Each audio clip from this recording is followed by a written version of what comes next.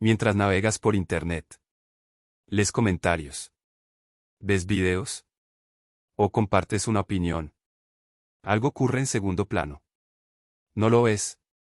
No siempre lo notas. Pero está ahí. Internet no es solo un espacio para informarse o entretenerse. Es un campo de batalla.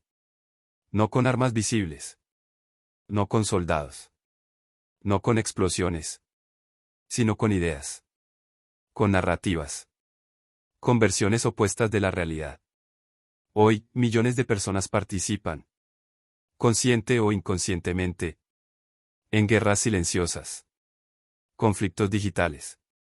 Donde lo que está en juego no es solo quien tiene razón, sino algo mucho más profundo.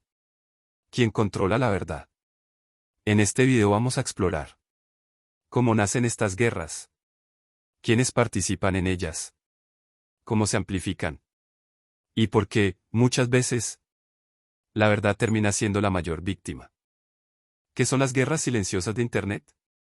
Una guerra silenciosa no es una simple discusión en comentarios. No busca diálogo.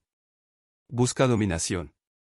Son conflictos prolongados entre comunidades digitales que defienden versiones opuestas de la realidad. No importa el tema. Puede ser cultura, política, ciencia, entretenimiento o figuras públicas. El patrón siempre es el mismo. Un grupo establece una narrativa. Otro grupo responde con una versión contraria. Y poco a poco, el objetivo deja de ser entender para convertirse en imponer. Estas guerras no se anuncian. No tienen fecha de inicio, ni un final claro. Pero influyen en opiniones, reputaciones y decisiones que salen del mundo digital y llegan a la vida real. Porque en Internet, la percepción es poder. ¿Por qué nacen estas guerras? Las guerras silenciosas no nacen por accidente. Nacen porque Internet recompensa el conflicto. Las plataformas no están diseñadas para resolver desacuerdos. Están diseñadas para captar atención. Y pocas cosas captan más atención que la confrontación. Cuando una idea divide, se comparte más. Cuando genera enojo, se comenta más. Cuando provoca miedo o indignación, se vuelve viral. Así, una diferencia de opinión se transforma en una batalla. Y una conversación se convierte en una trinchera. No porque las personas lo planeen, sino porque el sistema lo empuja. Las comunidades como ejércitos digitales. En estas guerras, las comunidades funcionan como ejércitos digitales. Se organizan en redes sociales, foros, grupos privados y espacios cerrados. Cada uno refuerza una visión específica del mundo. Dentro de estas comunidades aparecen roles claros. Líderes de opinión que marcan el discurso.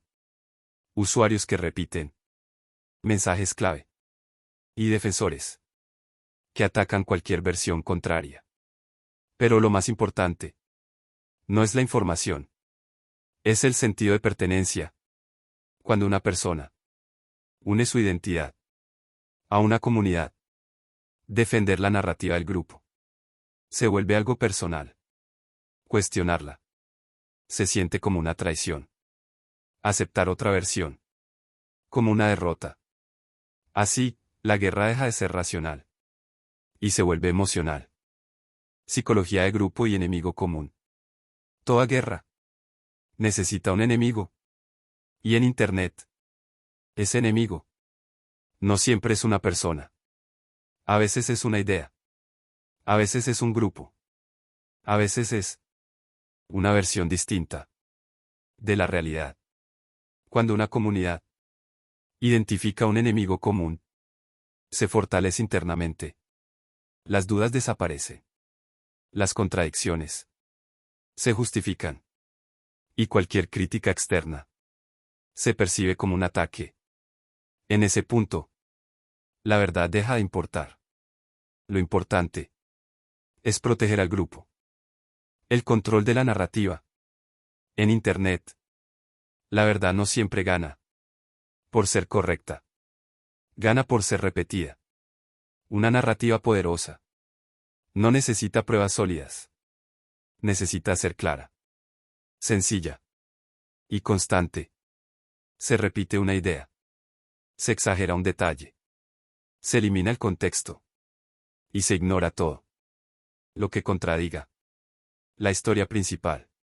Con el tiempo, esa versión se normaliza.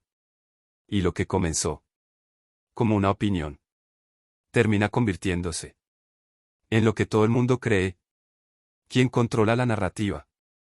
Controla la conversación. ¿Y quién la pierde? Pierde credibilidad, voz y relevancia. Técnicas para manipular narrativas. El control de la narrativa no ocurre al azar. Se apoya en técnicas muy concretas. Simplificar historias complejas. Repetir frases clave. Convertir opiniones en hechos. Y presentar dudas razonables como ataques malintencionados. Una buena narrativa no explica todo. Selecciona lo que conviene. Y cuanto más simple es el mensaje, más fácil es defenderlo. Y más difícil es cuestionarlo. El papel de los algoritmos. Aquí entra uno de los actores más influyentes de estas guerras. Los algoritmos. Las plataformas no priorizan lo verdadero. Priorizan lo que genera interacción. Contenido que provoca enojo. Que refuerza creencias. Que divide. Los algoritmos aprenden rápido. Que te mantiene mirando la pantalla. Y te muestran más de eso. Así nacen las cámaras de eco.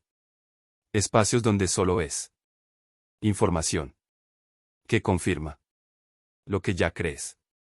En ese entorno, el conflicto se intensifica. Porque el otro bando no desaparece. Simplemente deja de existir. Para ti. Incentivos, poder y visibilidad. En muchas guerras silenciosas hay algo más que ideología. Hay incentivos. Visibilidad. Seguidores. Influencia. Cuanto más radical es el mensaje, más atención recibe. Así, la guerra se vuelve rentable. No siempre en dinero, pero sí en poder simbólico. Y cuando la atención se convierte en recompensa, el conflicto nunca se apaga. Cuando la verdad se vuelve secundaria. En estas guerras, la verdad suele ser lenta. La emoción, en cambio, es inmediata. Un dato necesita contexto. Una emoción solo necesita un titular. Por eso, muchas veces, los hechos pierden frente a la narrativa. No porque sean falsos, sino porque llegan tarde. Las consecuencias son reales. Desinformación. Cancelaciones. Polarización. Desconfianza constante. Casos y patrones que se repiten. Una figura es cuestionada. Una comunidad la defiende. Otra la ataca. Se seleccionan fragmentos. Se eliminan matices. Se construyen versiones opuestas de una misma historia. Ambas parecen completas. Ambas parecen coherentes. Y ambas omiten información clave. Así, la guerra continúa. Aunque ninguna versión cuente toda la verdad. Porque estas guerras no terminan. Estas guerras no terminan. Porque no buscan resolverse. Buscan mantenerse. Mientras haya tensión, habrá conflicto. Y mientras el conflicto genere interacción, las plataformas lo seguirán amplificando. Se puede escapar Escapar por completo. Es difícil. Pero no imposible. Requiere pensamiento crítico. Buscar fuentes distintas. Aceptar que incluso nuestras creencias pueden estar incompletas. Pensar críticamente. No es desconfiar de todo. Es no entregarle la verdad absoluta a nadie. Tal vez el mayor peligro de estas guerras no sea la desinformación, sino la normalización del conflicto constante. Cuando pelear se vuelve rutina, pensar se vuelve incómodo. Y en ese punto, la verdad no se pierde por mentira, se pierde por cansancio. Tal vez la mayor victoria de estas guerras no sea ganar una discusión, sino lograr que olvidemos que estamos dentro de una. Y mientras eso ocurra, la lucha por el control de la verdad continuará. Silenciosa, constante y más cerca de lo que creemos.